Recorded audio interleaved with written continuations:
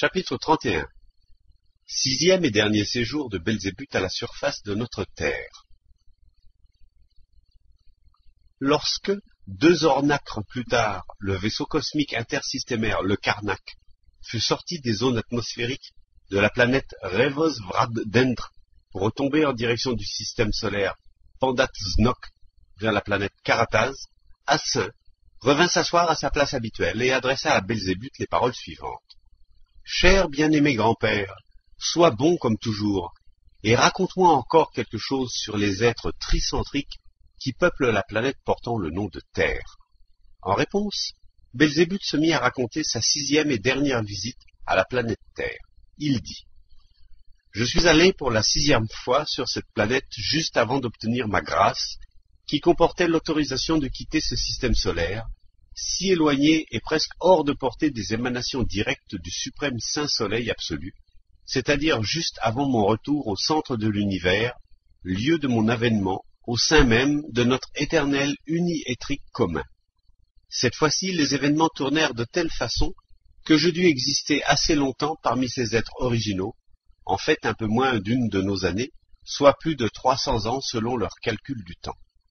Voici les circonstances qui furent à l'origine de cette dernière visite à la surface de la planète qui te plaît tant.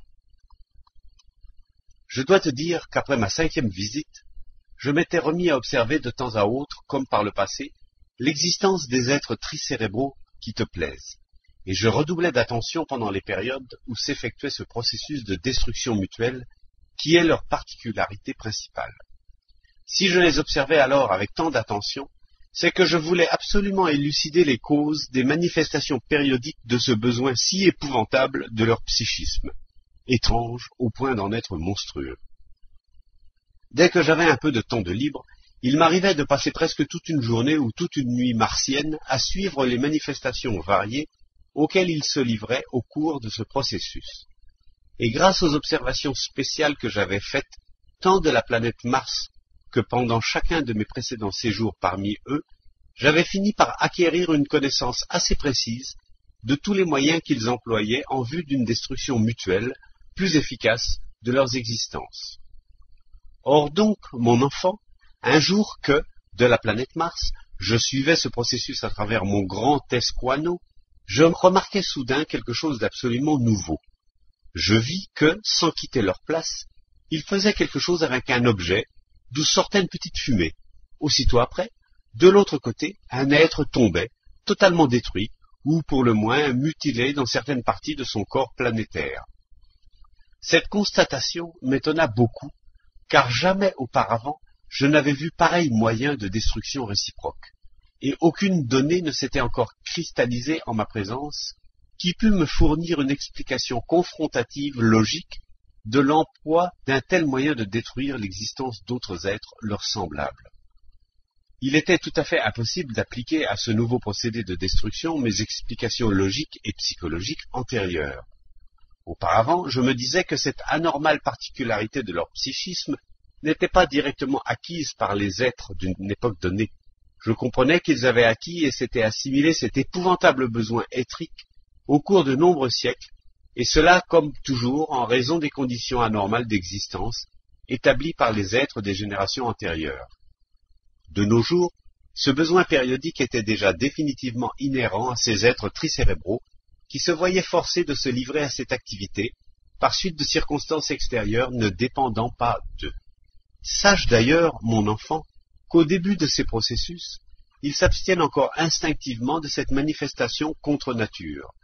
Mais une fois dans l'ambiance même du processus, quand chacun d'eux découvre, qu'il le veuille ou non, et se convainc de ses propres yeux que détruire l'existence de ses semblables est si simple, et que le nombre de ceux qui périssent s'accroît sans cesse, il se met alors, malgré lui, d'instinct, à sentir et apprécier mécaniquement sa propre existence. Et s'étant ainsi convaincu que le risque de perdre à l'instant même sa propre existence dépend exclusivement du nombre d'êtres du camp adverse, qui n'ont pas encore été détruits, dès lors, par suite du fonctionnement accéléré en son imagination de l'impulsion appelée couardise, et de l'impossibilité où il se trouve, à de tels moments, avec son pensée éthrique déjà affaiblie, de raisonner sainement, il s'efforce de tout son être, par un désir naturel de conservation, de détruire le plus possible d'existences dans le parti ennemi, afin d'avoir plus de chances de sauver la sienne. Et leur désir de conservation s'intensifiant peu à peu, ils atteignent bientôt un état qu'ils qualifieraient de bestial. Mais, quant à ce nouveau moyen de destruction de leurs semblables, je ne pouvais pas le considérer selon la confrontation logique à laquelle j'étais arrivé, pour la simple raison que les camps ennemis étaient passablement éloignés l'un de l'autre et que, dans ces conditions semi-favorables, ils faisaient bien tranquillement, bien froidement et comme par ennui quelque chose avec un certain objet, détruisant par ce geste l'existence d'autres êtres leurs semblables. Ainsi donc, ce nouveau moyen de destruction mutuelle de leurs existences intensifia en mon essence le besoin d'éclaircir et de comprendre à tout prix les véritables raisons de la monstruosité de ce psychisme devenu propre à la seule présence de ces singuliers êtres tricérébraux. Étant donné qu'en cette période je n'avais rien de particulier à faire sur la planète Mars, je résolus de liquider sans tarder mes affaires courantes, de descendre personnellement sur ta planète et, une fois là-bas, d'élucider sur place et de résoudre coûte que coûte cette question qui m'avait toujours troublé, pour ne plus avoir à penser désormais à ces phénomènes de notre grand univers. Au bout de quelques jours martiens, je m'y envolai, toujours sur le vaisseau Occasion.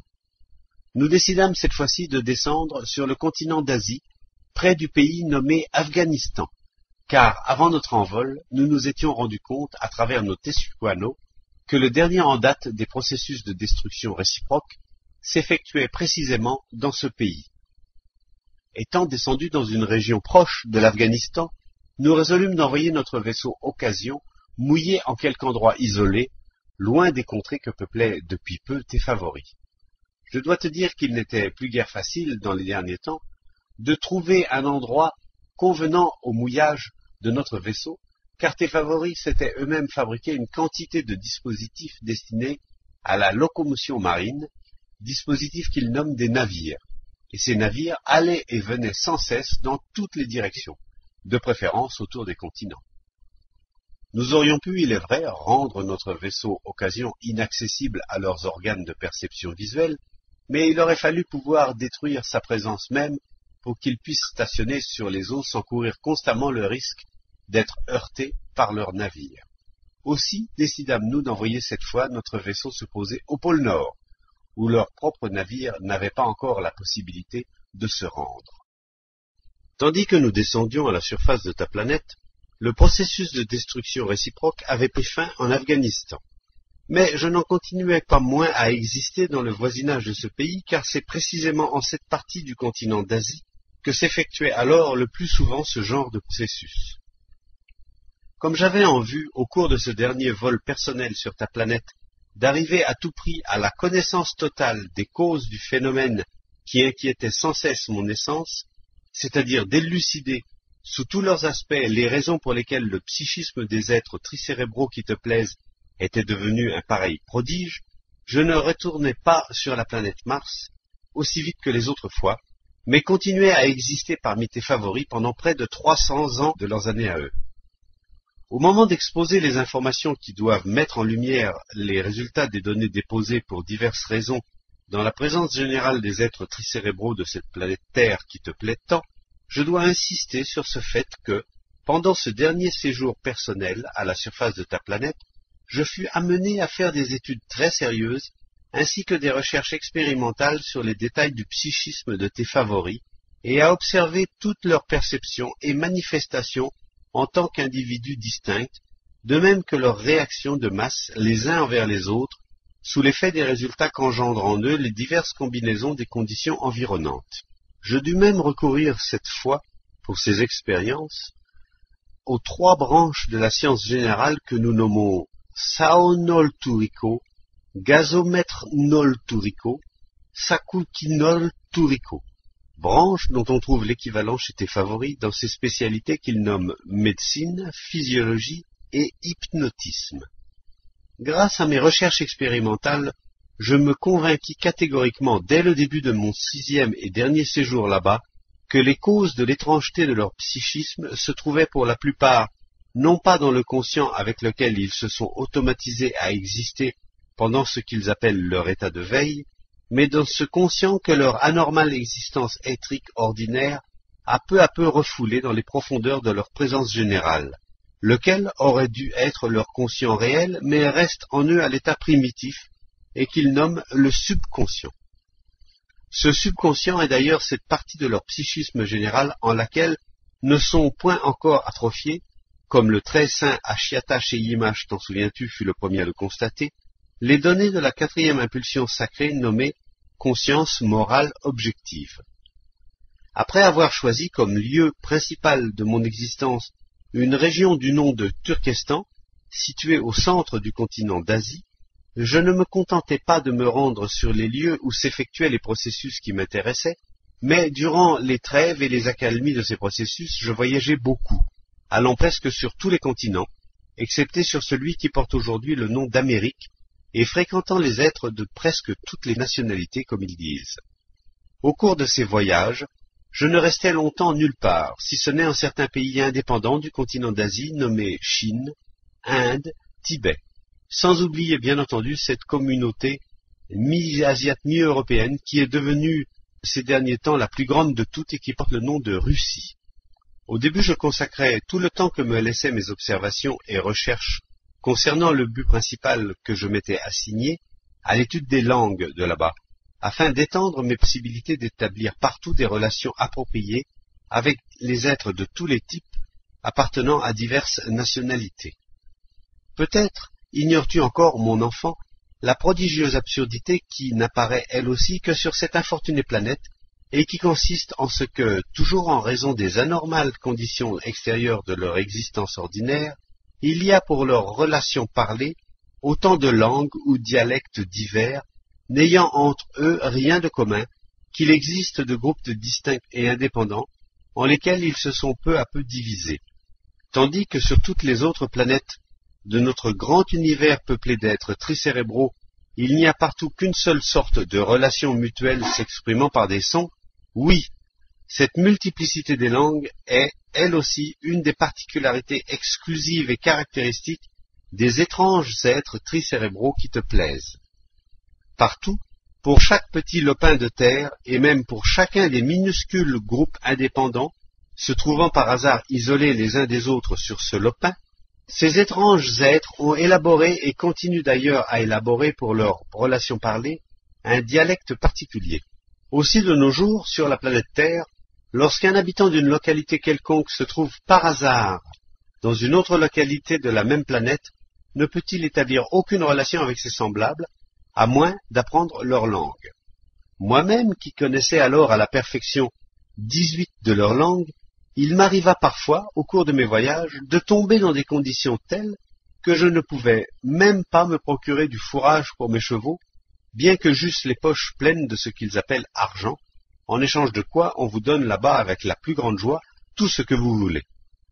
Si donc un de ces malheureux êtres, existant dans telle ou telle ville et connaissant toutes les langues en usage dans cette ville, doit, pour une raison quelconque, se rendre en un autre lieu, à peine distant parfois d'une centaine de leurs kilomètres, environ 50 de nos Kintratnas, ce malheureux être tricérébral, pourtant si près du lieu où son existence s'est tant bien que mal établie, se trouve soudain, en raison des anomalies en question, et de ce que les données pour des perceptions instinctives sont depuis longtemps atrophiées dans la présence générale de ces infortunés, ce malheureux, dis-je, se trouve soudain privé de tout moyen, et hors d'état d'exprimer ce dont il a le plus besoin, ni de comprendre un traître mot de ce qu'on lui dit.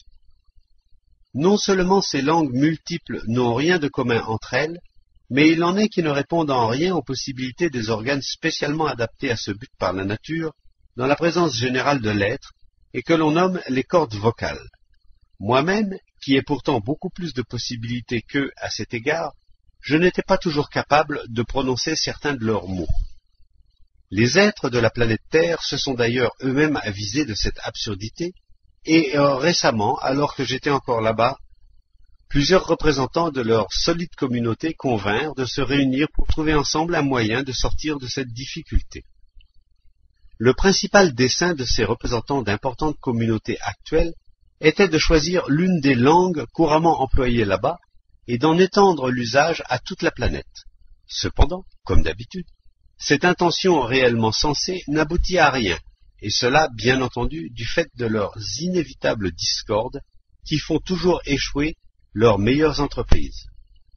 Il te sera profitable, à mon avis, que je te raconte en détail d'où venait cette fois leur désaccord, car tu auras ainsi un exemple caractéristique de toutes les discordes qui surgissent généralement parmi eux.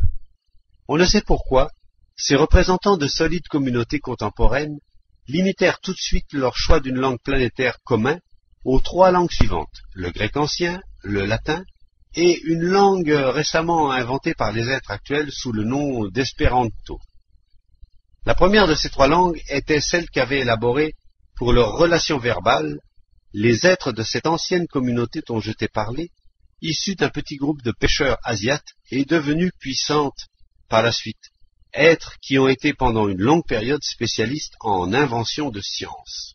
Les êtres de cette communauté, c'est-à-dire les anciens Grecs, outre quantité de sciences, ont légué aux êtres actuels leur langage même.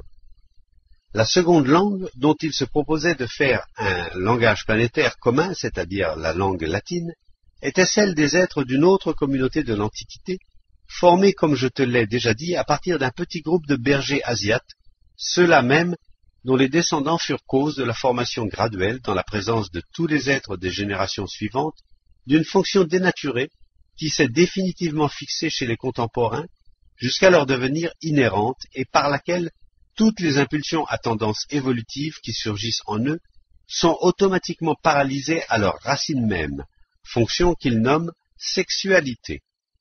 Or, lorsque ces représentants de diverses fortes communautés actuelles se furent réunis pour choisir ensemble l'une des trois langues mentionnées, ils ne purent fixer leur choix ni sur l'une ni sur l'autre de celles dont je viens de parler, et cela en raison des considérations suivantes.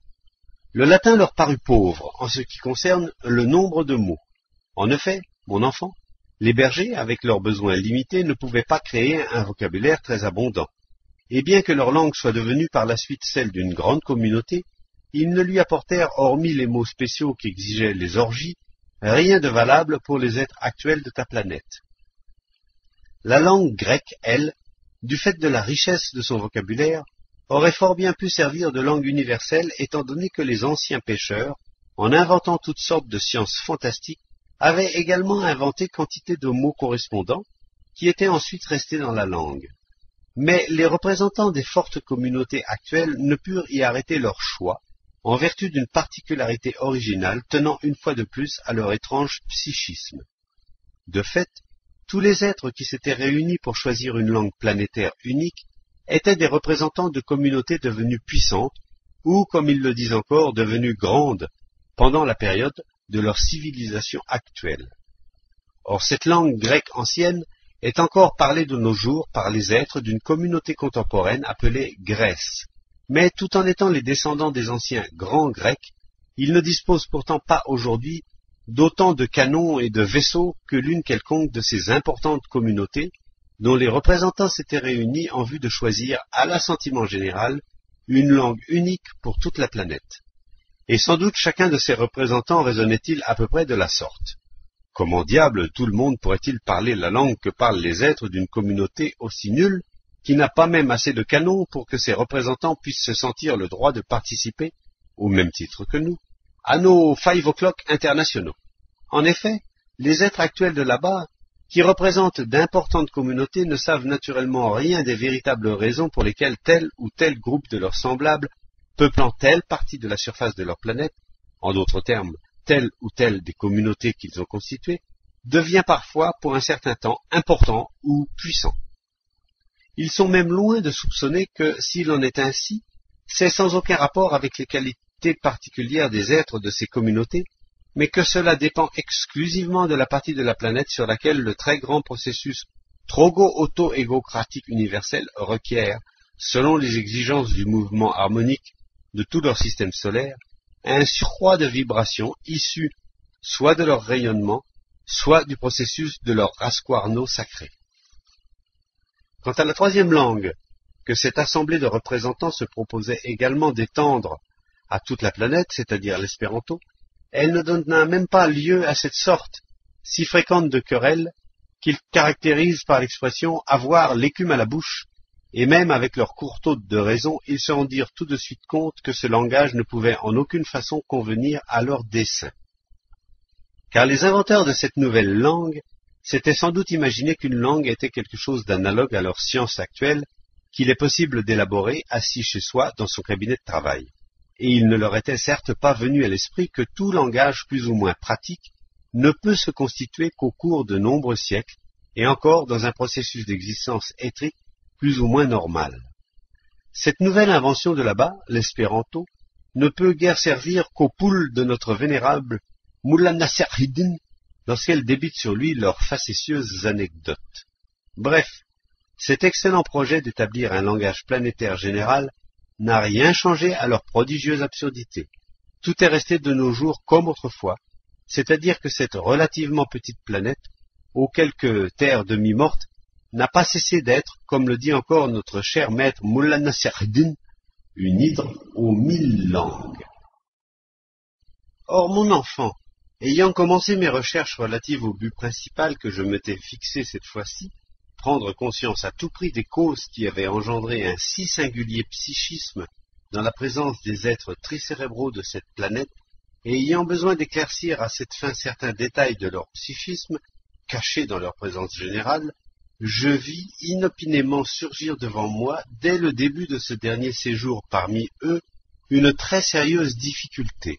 En effet, il n'était possible de découvrir ces propriétés cachées, qui se trouvaient en leur subconscient, qu'avec leur participation volontaire, c'est-à-dire avec la participation du conscient qui leur était devenu propre au cours des siècles pendant leur état de veille. De plus, je m'aperçus qu'il était indispensable que cette participation volontaire fût obtenue de tous les types d'êtres tricérébraux de là-bas, tels qu'ils s'étaient définitivement fixés les derniers temps. Mais à cette époque, toutes les données pour l'apparition en leur présence de l'impulsion étrique nommée sincérité s'étaient déjà à ce point atrophiées en eux qu'ils n'avaient plus, même s'ils le désiraient, la moindre possibilité d'être sincères, non seulement envers leurs semblables, mais encore envers eux-mêmes, c'est-à-dire qu'ils étaient incapables, au moyen d'une de leurs parties spiritualisées, d'en critiquer impartialement ou d'en juger une autre. À ce propos, mes dernières recherches spéciales m'ont démontré que l'atrophie des données dont ils devraient disposer, eux aussi, pour être capables de sincérité envers eux-mêmes, a une certaine origine, et que l'atrophie de la possibilité d'être sincère envers les autres en a une toute différente. La raison de l'atrophie de la sincérité envers eux-mêmes, c'est le trouble apporté à la coordination de leur psychisme général. Le fait est qu'au début de mon 6e séjour chez tes favoris, se cristallisaient encore dans leur présence générale les données propres à faire surgir en eux, comme en tous les êtres tricérébraux, l'impulsion étrique appelée remords de soi, et qu'ils nomment eux remords de conscience. Mais d'autre part, toutes leurs manifestations intérieures et extérieures, dans le processus ordinaire de leur existence étrique, convenaient de moins en moins à des êtres tricérébraux. De sorte qu'en leur présence, les causes de manifestation de l'impulsion étrique de remords de conscience surgirent de plus en plus souvent. Mais comme les sensations étriques ainsi suscitées ressemblaient à celles que provoquent les parcs de voix étriques, elles entraînaient inévitablement la répression et l'asservissement de ce principe négatif inhérent à la présence générale des êtres tricérébraux qui se nomme tranquillisation de soi.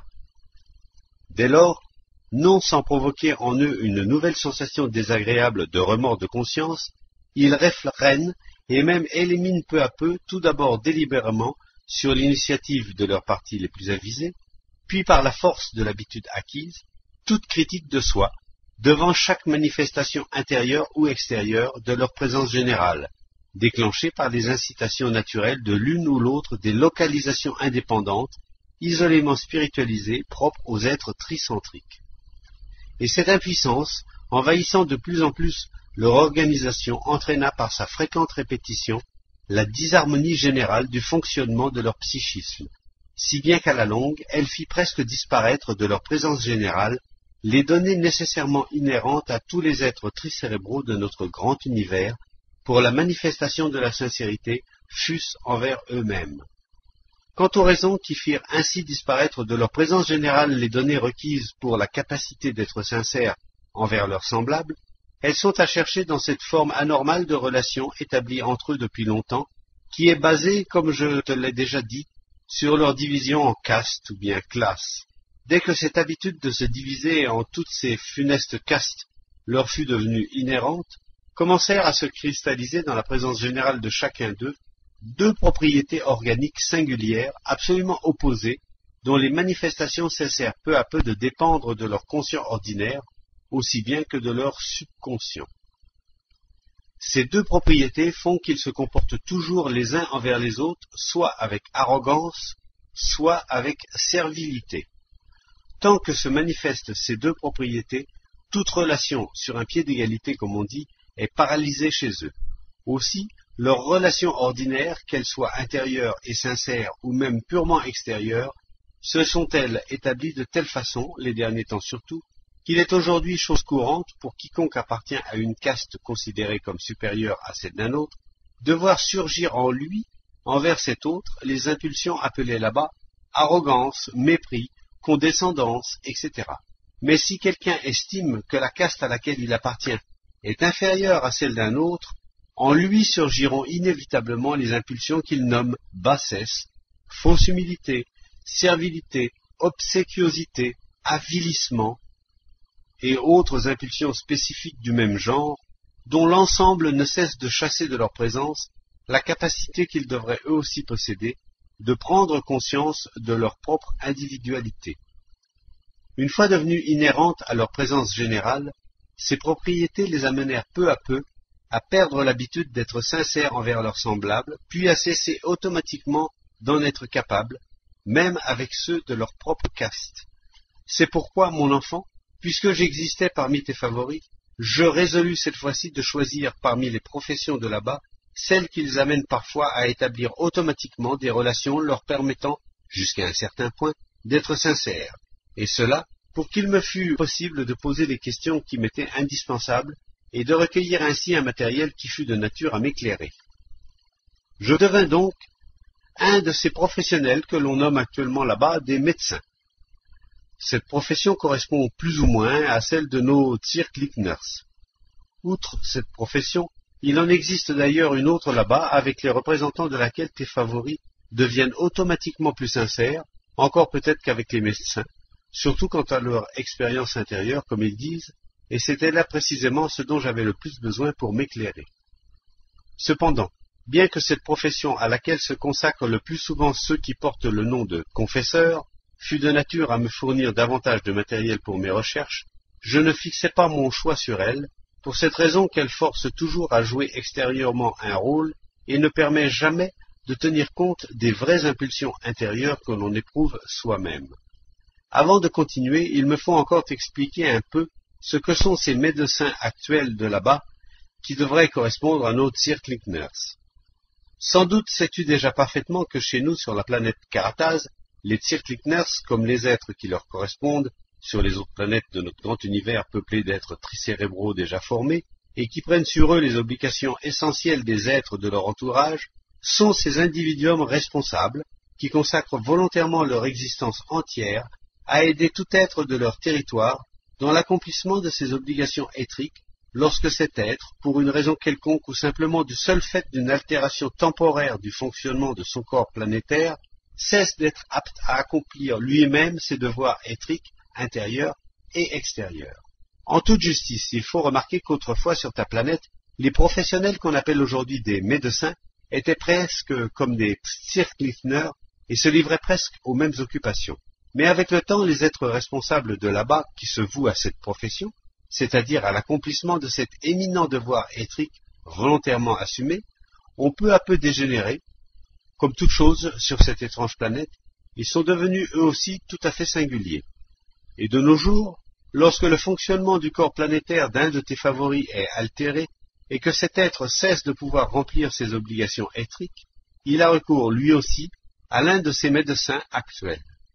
Et certes, ce médecin ne refuse pas de venir, mais quant à la manière dont il lui vient en aide et dont il manifeste son essence, dans l'accomplissement des obligations assumées, c'est là, comme dit notre vénérable Mullah Nassereddin, que gît le chameau crevé du marchand Vermassan Zerounan al-Aram.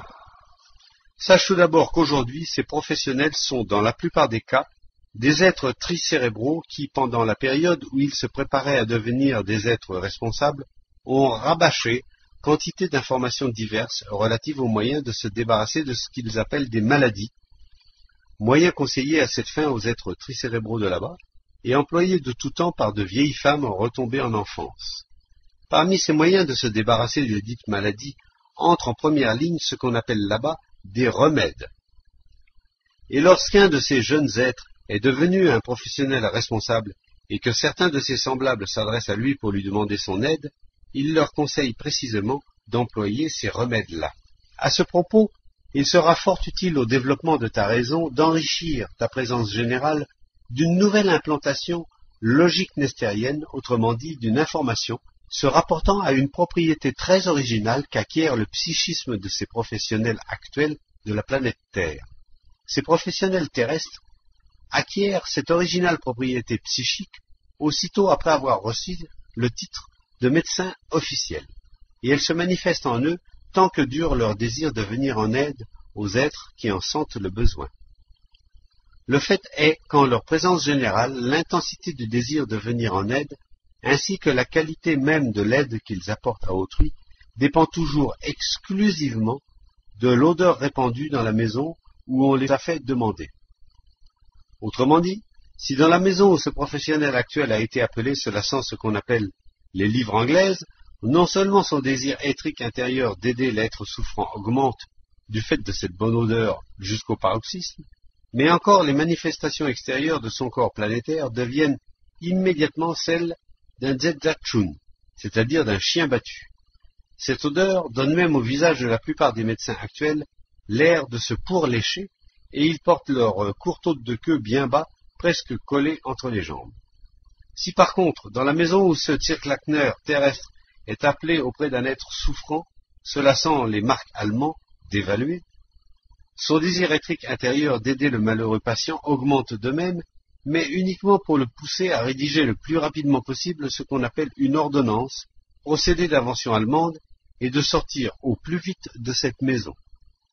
Je dois d'ailleurs te dire que, dans ce second cas, lorsque l'un de ces êtres terrestres actuels qui exercent la profession de médecin quitte la maison où l'on a eu besoin de son aide et s'en va par les rues, toute son apparence jusqu'aux muscles de sa face exprime toujours quelque chose qui pourrait se traduire ainsi. « Eh, vous tous, espèce d'avortons, prenez garde ou je vous écrase comme des cafards.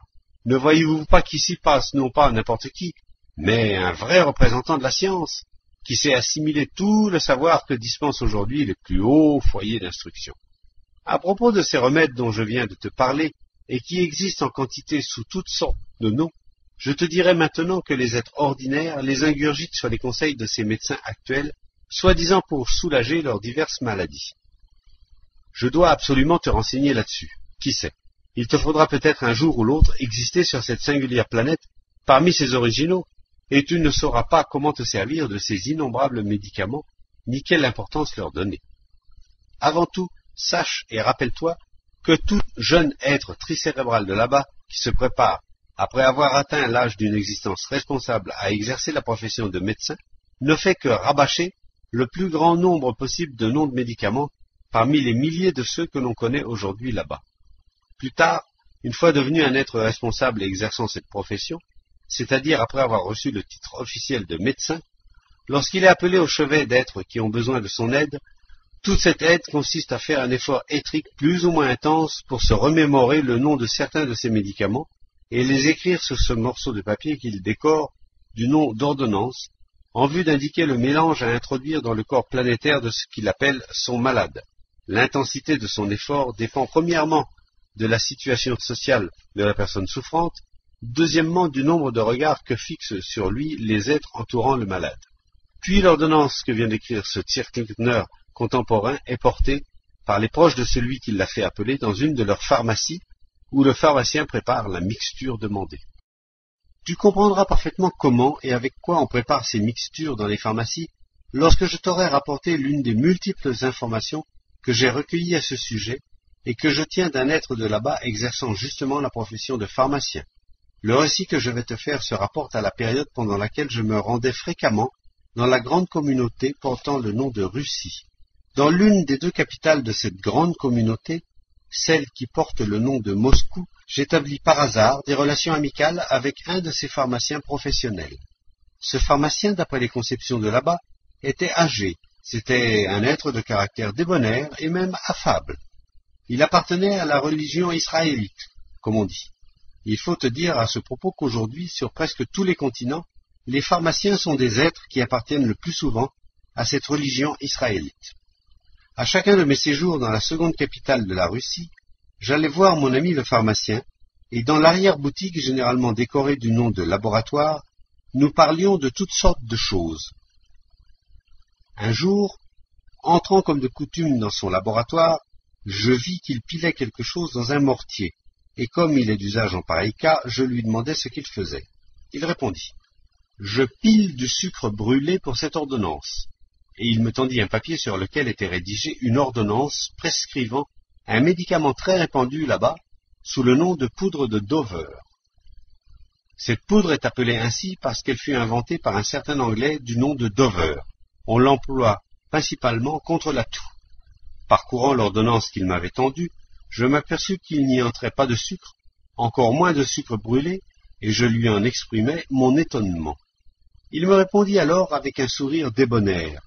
« Bien entendu, il n'y a pas de sucre dans cette poudre, mais elle comporte un certain taux d'opium. » Puis il m'expliqua ce qui suit. Cette poudre de Dover est, je ne sais pourquoi, un des remèdes favoris en Russie, et elle est employée par presque tous les peuples de notre immense empire. On consomme chaque jour dans le pays entier plusieurs centaines de milliers de sachets de cette poudre. Or, vous le savez, l'opium qui doit entrer dans sa composition n'est fichtre pas bon marché. Si l'on y mettait de l'opium véritable, cet opium seul nous reviendrait à nous autres pharmaciens de 6 à 8 kopecks par sachet. Et nous devons vendre ces sachets de 3 à 5 kopecks.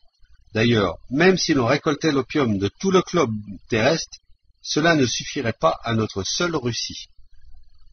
Aussi, au lieu de l'ordonnance du docteur Dover, nous autres pharmaciens avons inventé une formule où n'entrent que des substances courantes et de prix abordable.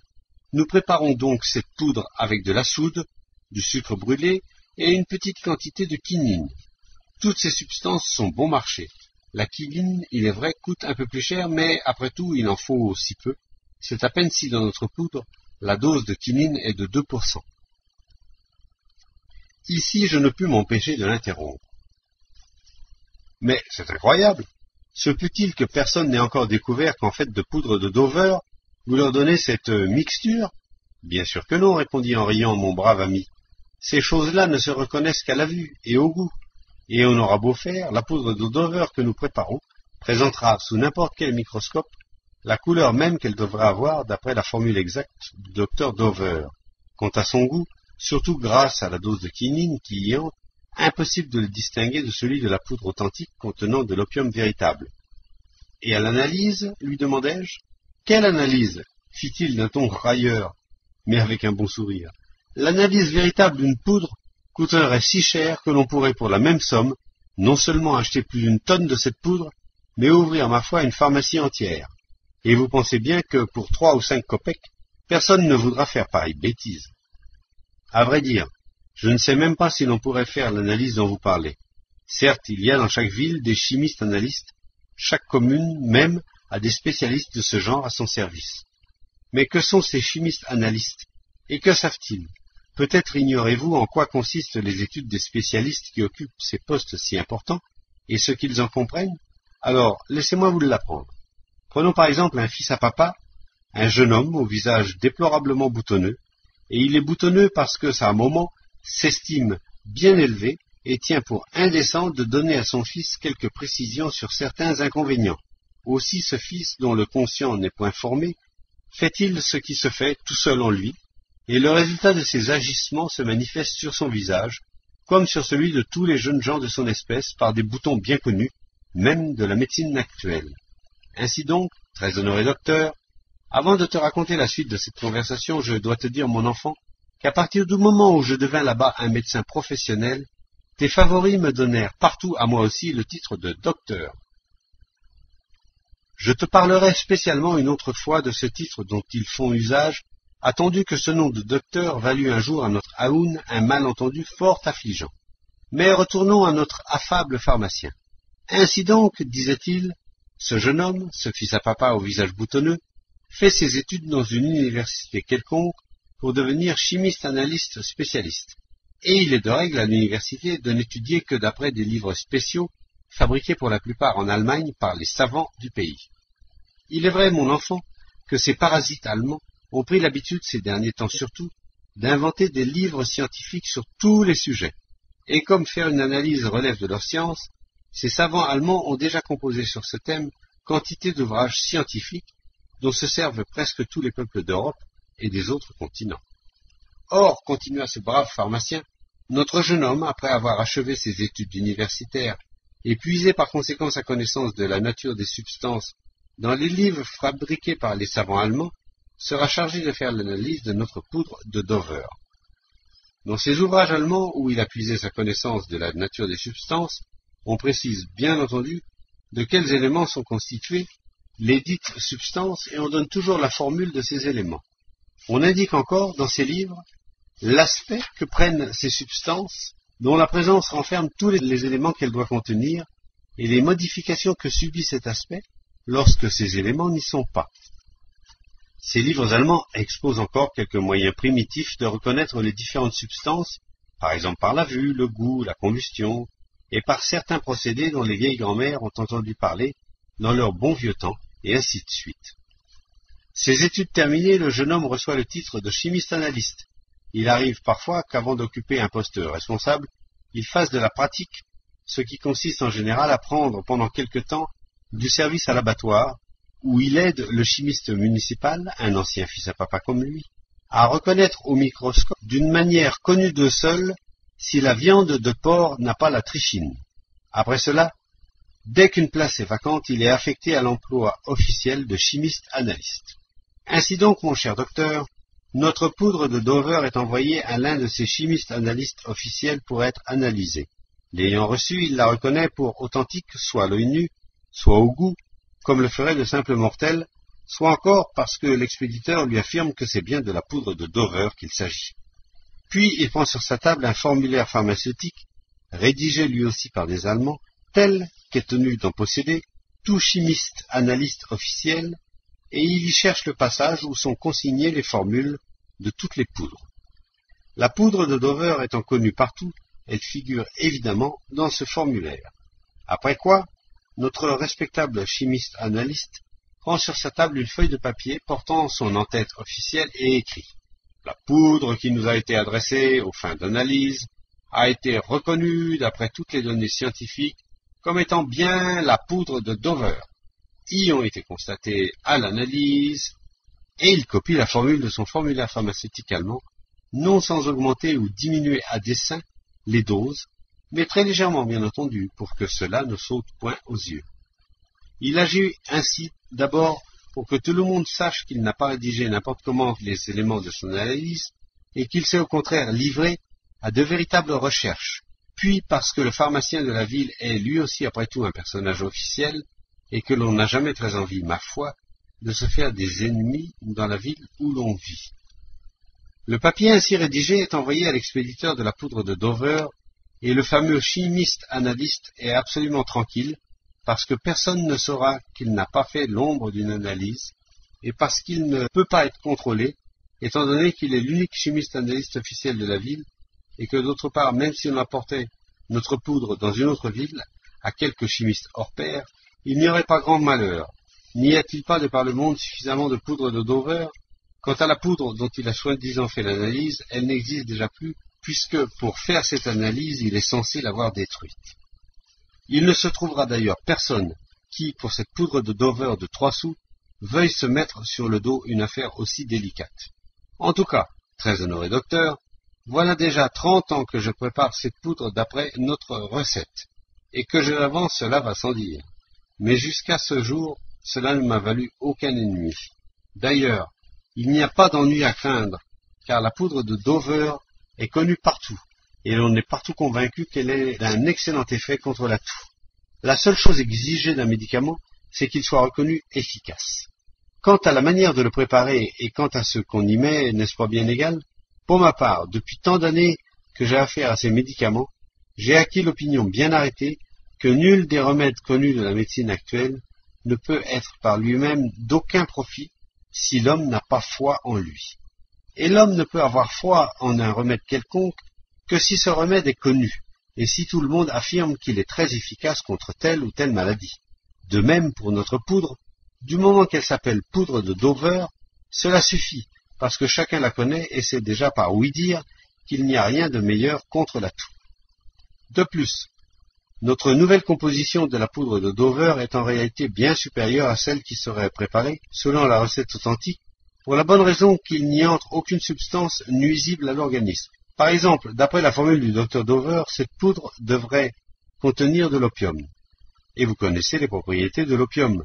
Si l'homme en fait un usage fréquent, même à petite dose, son organisme s'y accoutume, à tel point que s'il cesse un jour d'en prendre, il en souffrira cruellement. Avec la poudre préparée d'après notre recette, cela n'arrivera jamais, puisqu'il n'y entre ni opium, ni aucune autre substance nuisible à l'organisme. Bref, très honoré docteur, tout le monde devrait aller par les rues en criant du fond du cœur « Vive la nouvelle recette de la poudre de Dover !» Il voulait encore dire quelque chose, mais au même moment le garçon lui apporta une pile d'ordonnances, ce que voyant, il se leva et me dit « Excusez-moi mon cher docteur, je dois interrompre notre amical entretien pour m'occuper de la préparation de ces nombreuses commandes. Comme par malheur aujourd'hui, mes deux commis sont absents, l'un parce que sa respectable moitié est sur le point de mettre au monde une bouche de plus à nourrir, l'autre parce qu'il doit assister au procès d'un chauffeur inculpé d'avoir enlevé sa fille. Mais assez là-dessus. Si tu devais réellement quelque jour exister parmi tes favoris, tu saurais au moins, grâce à ce dernier récit, qu'en dépit des dizaines de noms alambiqués que les médecins de là-bas font figurer sur les ordonnances, c'est presque toujours à la manière de cette poudre de Dover que les remèdes sont préparés dans les établissements officiels portant le nom de pharmacie.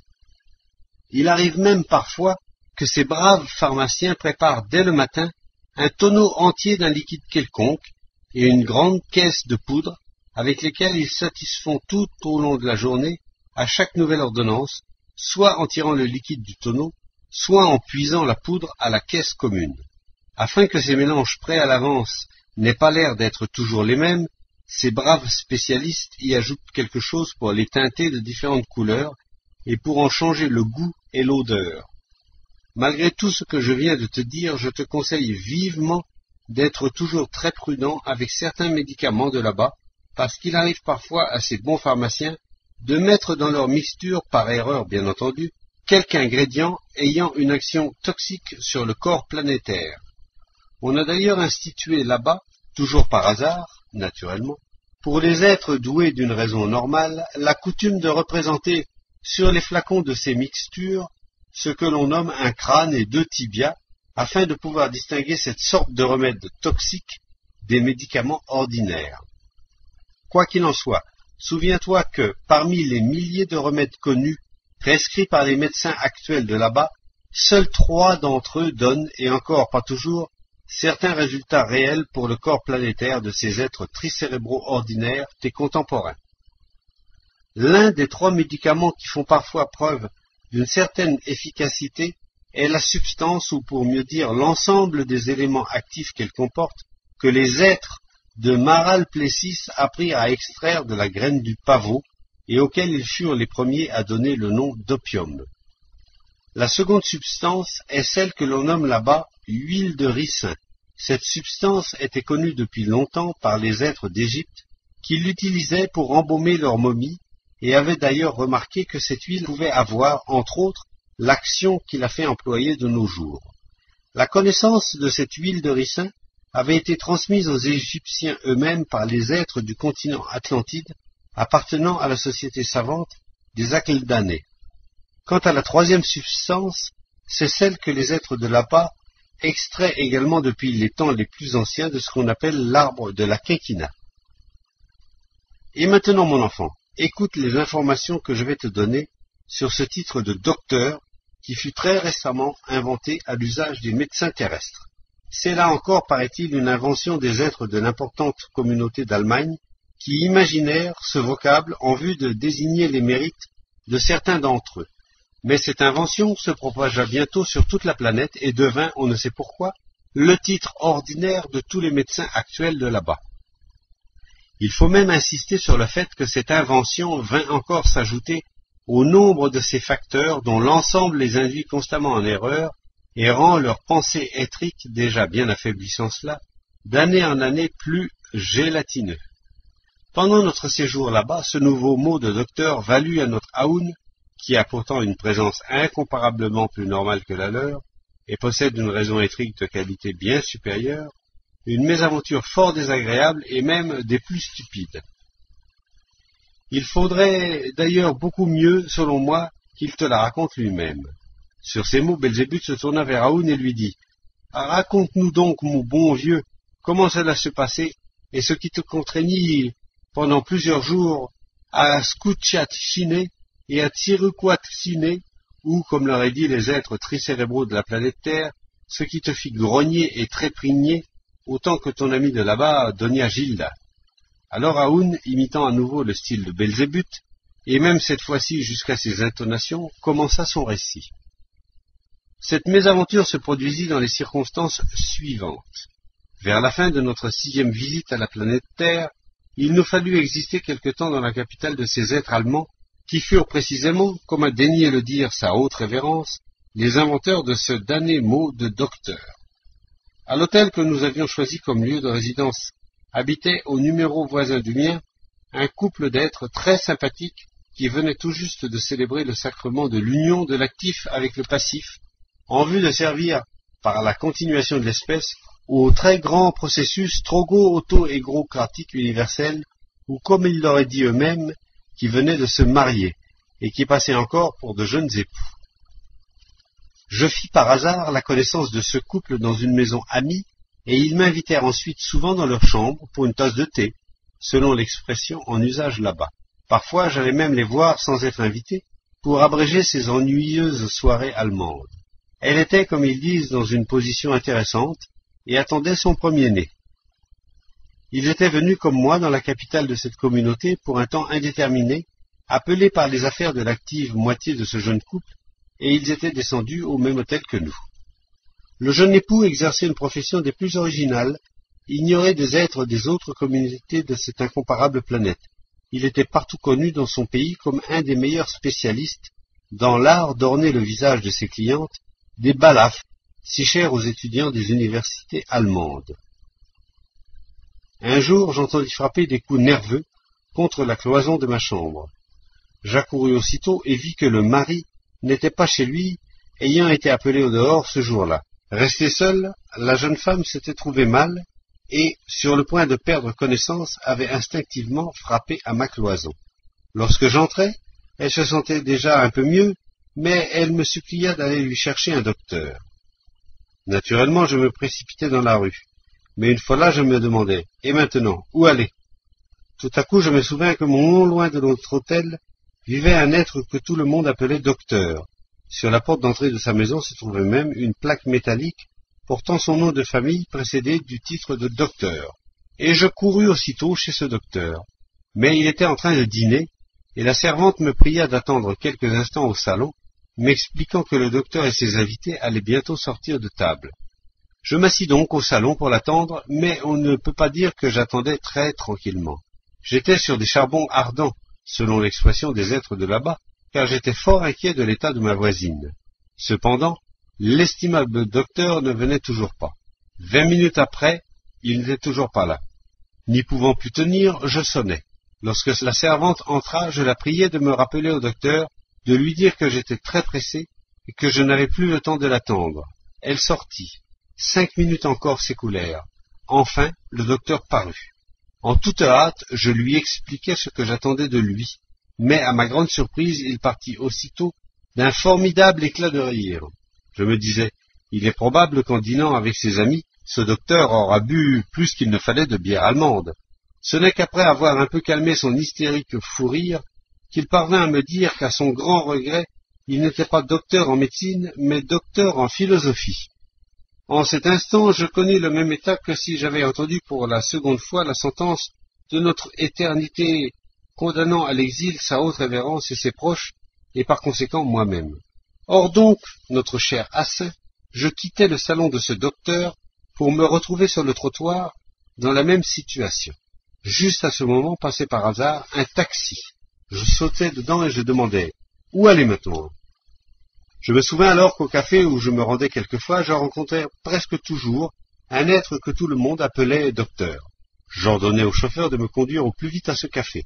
Là, un garçon que je connaissais me dit que ce docteur venait juste de partir avec quelques amis et qu'il leur avait par hasard entendu dire le nom du restaurant où ils allaient dîner et dont il me donna l'adresse. Bien que ce restaurant fût assez loin de là, ne connaissant pas d'autre docteur, je dis au chauffeur de m'y mener. Au bout d'une longue demi-heure, nous arrivâmes à cet établissement et j'y trouvai tout de suite mon docteur. Cette fois encore, ce n'était pas un médecin, hélas, mais un docteur en droit. Je m'étais définitivement fourré dedans, comme on dit. Pour finir, j'eus l'idée de m'adresser au maître d'hôtel du restaurant et de lui expliquer en détail ce que je cherchais. Ce maître d'hôtel était un être fort obligeant. Non seulement il m'expliqua ce qu'il fallait faire, mais il m'accompagna même chez un médecin, un docteur accoucheur cette fois-ci. Nous eûmes la chance de le trouver chez lui, et il fut assez bon pour consentir à me suivre immédiatement. Mais pendant que nous étions en route, ma pauvre voisine avait déjà mis au monde son premier-né, un fils. Elle l'avait tant bien que mal emmailloté, sans l'aide de personne, et dormait d'un profond sommeil après de terribles souffrances supportées dans la solitude. Et voilà pourquoi, depuis ce jour, je déteste de toute ma présence ce vocable de docteur, et je conseillerais à tout être de la planète Terre de ne l'employer que lorsqu'il est vraiment furieux. Afin que tu comprennes mieux la valeur des médecins actuels de ta planète, il me faut encore te faire connaître la sentence qu'a formulée à leur propos notre vénérable Mullah Nassereddin. La voici. Dieu, pour nos péchés, nous a envoyé deux sortes de médecins, les uns pour nous aider à mourir, les autres pour nous empêcher de vivre.